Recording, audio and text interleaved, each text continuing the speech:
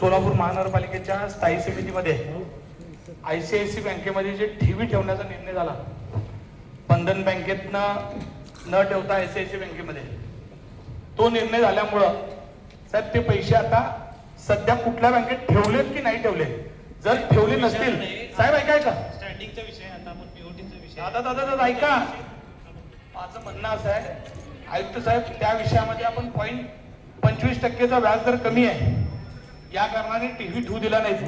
पण आज 2 महिने झालं 30 करोड रुपये बिनव्याजी जर आपले राहिले असतील तर 15 लाख रुपयाचं नुकसान फक्त अवघ्या 2 महिन्यामध्ये आपलं 60% इंटरेस्टने होत आहे. ठीक नाही, पण ते निर्णय आम्हाला कळू द्या. पैसे कुठे ठेवले ते चर्चा करूया आपण. ते पहिला ही महत्वाची अहो साहेब, त्यामध्ये आर्थिक नुकसान होत आहे. ते पैसे आता कुठल्या खात्यात ठेवले ही तर सांगा फक्त. घेऊ ना, माहिती देतो.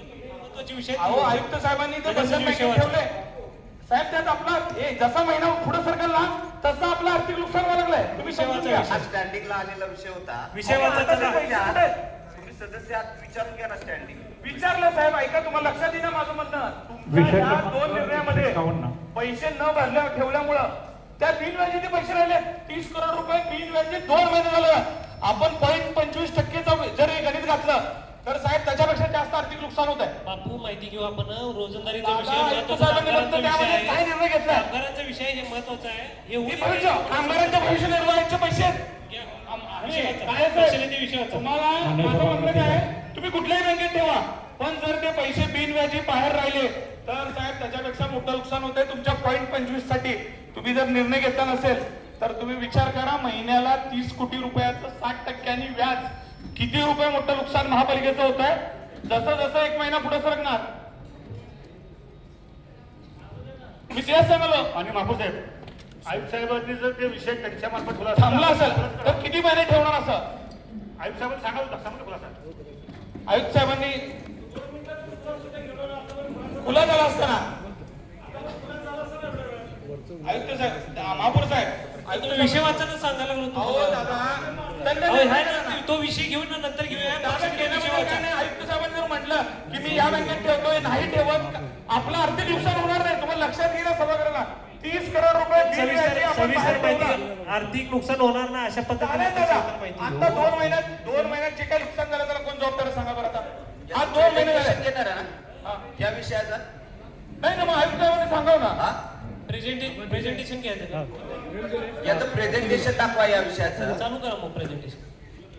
कुठल्या विषयाचं? 151 प्रेझेंटेशन. पण माझं असं म्हणणं आहे, सकाळी साहेब आयुक्त साहेबांनी ते पैसे काय करायचं तेवढं सांगू द्या ना. ठेवा, कुठल्याही बँकेत ठेवा, बंधन बँकेत ठेवा, तुम्ही ICICI बँकेत ठेवा का अजून काढा, पण जितके दिवस वायपट जाणार तितके दिवस दादा 30 करोड रुपये बिन व्याजाने ठेवणं, इथं मला विचारा किती मोठं आपलं आर्थिक नुकसान होत आहे. संबंधित अधिकाऱ्यांनी जर सांगितलं ना तर आता तुम्हाला लक्षात येऊन जाईल. मान्य महापौर साहेब, मान्य महापौर साहेब, एक विनंती आहे. मान्य महापौर साहेब, एक विनंती आहे. सदस्यांचं म्हणणं असं आहे की आपण जर निर्णय दिलेला आहे स्टँडिंग कमिटीने, तर ते आयुक्त साहेबांनी कशासाठी होल्ड केलाय आणि जर होणार आहे तुम्ही सांगा ना त्यांना की ते लवकरात लवकर ठेवा म्हणून. सांगतो, कामगारांचा विषय महत्वाचा विषय. हे प्रेझेंटेशन महत्वाचं नाही, हे करू शकत, पण त्याला तुम्ही कसे आदेश द्या की ते लवकरात लवकर बँकेत ठेवा, म्हणजे नुकसान होणार नाही. आतापर्यंत उत्तर दिलं असेल की साहेब. पण तो विषय आयुक्त साहेब फक्त 2 मिनिटात उत्तर द्या. ठेवलेत का नाही नसेल तर ठेवा, एवढं आमचं मत आहे. बाकी कुठं काय मत आहे आमचं? आयुक्त साहेब, नुकसान होणार नाही अशा पद्धतीचं. आयुक्त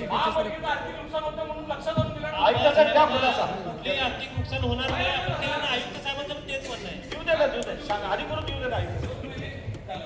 या संदर्भात जी काही कारवाई केली ती कॅपो साहेब सांगा.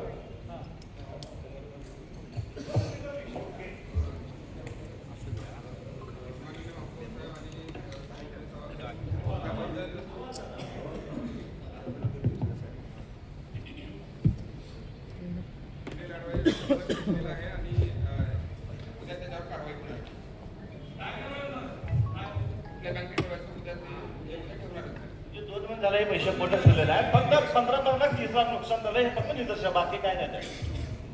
तेवढे पैसे प्रेझेंटेशन चालू करा. हा चालू.